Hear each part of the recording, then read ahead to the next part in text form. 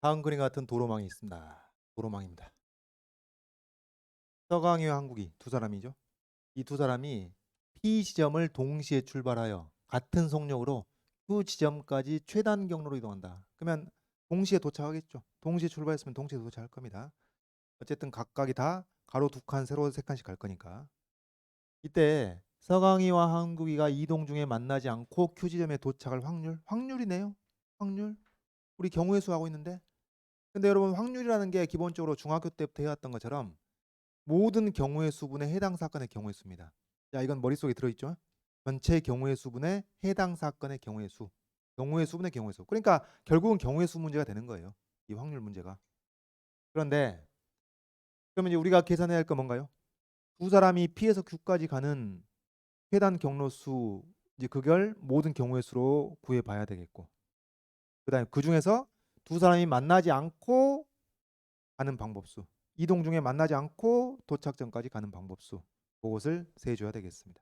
그래서 분모에 전체 경우의 수를 써야 되겠고, 모든 경우의 수, 분자에 만나지 않고, 이동 중에 만나지 않고 가는 경로수, 경우의 수, 이것을 세줘야 되겠습니다. 그러면 전체 경우의 수는 되죠. 분모가 더 쉽죠. 분모 어떻게 될까요? 한 사람이 P에서 Q까지 가는 최단 경로수는 이제 말할 수 있다. 5팩 나누기 2팩 3팩이 될 테니까 10가지가 되겠습니다. 10가지. 그래서 서강이가 P에서 Q까지 가는 방법수 10가지. 한국이도 P에서 Q까지 가는 최단 경로수 10가지. 이거 어떻게 해야 되죠? 곱해야 되죠. 왜 곱하지? 설명 못해도 괜찮다니까요.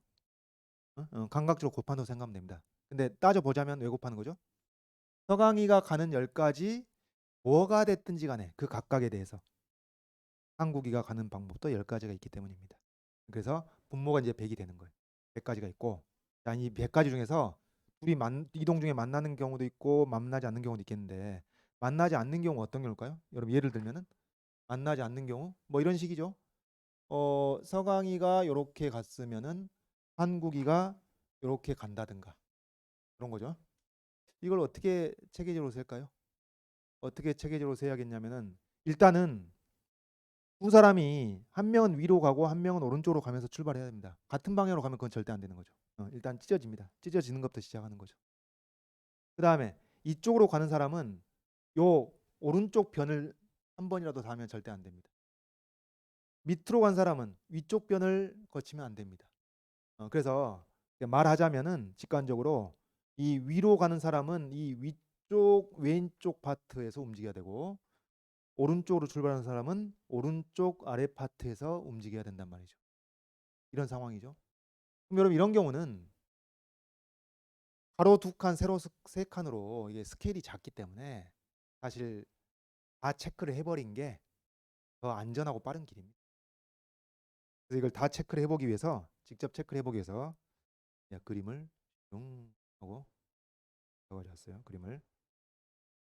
그러면은 자 이걸 지어보고, 먼저 서강이, 이제 우리 이렇게 생각합시다. 서강이가 위로 가면서 출발하고 한국이는 오른쪽으로 가면서 출발하는 경우를 생각해 봅시다. 그러면 자 서강이가 위로 올라가는 사람이 이렇게 갔다. 피스가 이렇게 갔다. 그러면 한국인은 어떻게 돼요? 몇 가지가 있어? 이렇게 가는 경우 한 가지. 그다음 이렇게 가는 경우 두 가지. 이렇게 가는 경우 세 가지. 세 가지가 있는 거예요. 이렇게 세면 됩니다. 그다음 서강이가 이제 이렇게 가는 경우도 있겠죠? P에서 Q까지. 이렇게 간다면은 한국인은 이렇게 한 가지, 이렇게 두 가지. 이렇게 두 가지가 나오는 거죠. 다음에 이제 서강이가, 여러분 여기서 이렇게 되는 거 어떤가요? 요거 돼요, 안 돼요? 안 되죠. 이러면 안 만날 수가 없습니다. 이동 중에. 이거 안 되고, 그러면 이 노란색을 다른 경우라는 것은 이제 한 칸만 올라가는 거예요. 한 칸만 올라가는 경우 이렇게. 네. 서강이 이렇게 가면 한국인은 이렇게 가는 수밖에 없죠. 한 가지. 토탈 몇 가지? 6가지. 그럼 여러분 이 분자에 들어갈 해당 사건의 경우의 수가 6가지인가요? 아니죠. 이게 뒤바뀐 경우 몇 가지? 같은 방식으로 6가지 또 있겠죠. 그래서 그 6가지와 저 6가지 이것을 합쳐야 되겠습니다. 합치는 거죠. 합의 법칙입니다. 답안지 합의 법칙 안 써도 돼요. 다시 말씀드리면. 그래서 이 100분의 12 이게 답이 되는 겁니다. 자, 그래서 이런 도로망 문제가 살짝 응용된 케이스를 한번 살펴봤고요. 갑니다. 답입니다, 여러분. 100분의 12. 자, 그다음 두 번째 소문항. I love 서강이네. 여기 7개의 알파벳이 있죠.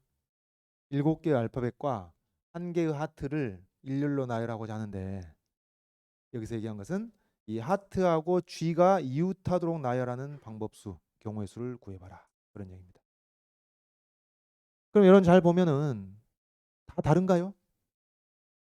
같은 게 있죠. 뭐가 같아? G가 지금 2번 나옵니다. 강하면서 G가 2번 나와요. 다른 건 다 다른데. 그럼 여기서 이것을 일렬로 나열하는데 하트하고 G가 이웃하도록 나열하는 방법수. 하트하고 G가 이웃한다면은 어떤 방법이 있을까요? 그걸 붙여놓고 생각을 하면 되는 겁니다. 근데 그걸 붙일 때 G 하트 순이 될 수도 있고 하트 G 순일 수도 있는 거잖아요. 그렇죠? 그래서 이 두 가지를 따로따로 생각을 하는데 보시면은 G 하트가 붙어 있는 G 하트 순으로 붙어 있어. 그럼 이제 이것을 덩어리로 생각하고 토탈 8개가 있으니까 나머지 6개가 뭐 이제 앞뒤로 어딘가 있겠죠. 되겠죠? 그럼 이렇게 일렬로 배열하는 방법수 또 생각을 해봐야 되고 하트 G 순으로 덩어리가 생겨가지고 다른 6개와 함께 일렬로 나열하는 방법수 이걸 생각을 해봐야 되겠습니다. 자, 몇 가지죠? 이걸 G 하트를 덩어리로 생각하면은 7개를 일렬로 나열하는 거나 마찬가지죠. 됐죠? 딴 거 없죠? 여기서는 G 하트를 한 덩어리로 생각했기 때문에 다른 6개와 다른 하나인 겁니다. 그러니까 7팩, 그냥 7팩 단순히. 이것도 마찬가지. 하트 G가 덩어리가 돼가지고 다른 6개와 함께 7개를 일렬로 나열하는 방법수가 되겠죠. 그럼 이거 2개 더 하면 되겠네요. 그걸로 끝나는 게 아니라 뭐가 있어요? 그렇죠. 좋습니다. 요 생각 있으면 아주 좋은 거예요. G 하트 G. G 하트 G. 이게 한 덩어리로 있는 경우가 뭐예요? 여기서도 카운트를 한 거고 여기서도 카운트를 한 겁니다. 동일한 케이스를 두 번씩 카운트를 한 거예요. 그럼 그거 빼줘야죠. 이게 바로 합의 법칙을 적용할 때 주의점을 정확히 인지하고 있는지 체크하는 것이라고 할 수 있겠죠. 그래서 G 하트 G가 덩어리가 돼 있으면은 나머지 5개가 있겠죠. 나머지 5개랑 함께 일렬로 배열하는 방법이니까 몇 가지? 6팩이 되겠습니다. 결론은 7팩 더하기 7팩 빼기 6팩. 그거 정리하면 답이 되겠습니다. 계산 어렵지 않겠죠? 공통인수가 6팩. 6팩이 720이니까 720에다가 7 더하기 7 빼기 1 하면 되겠습니다. 곱해주면 되겠습니다. 자, 그래서 이거는 마치 합집합의 원소의 개수를 셀 때 A의 원소의 개수 더하기 B의 원소의 개수 한 다음에 교집합의 원소의 개수를 빼는 것과 똑같습니다. 전혀 다를 바가 없죠. 그래서 이 합의 법칙 적용할 때 유의점을 살펴볼 수 있는 문제를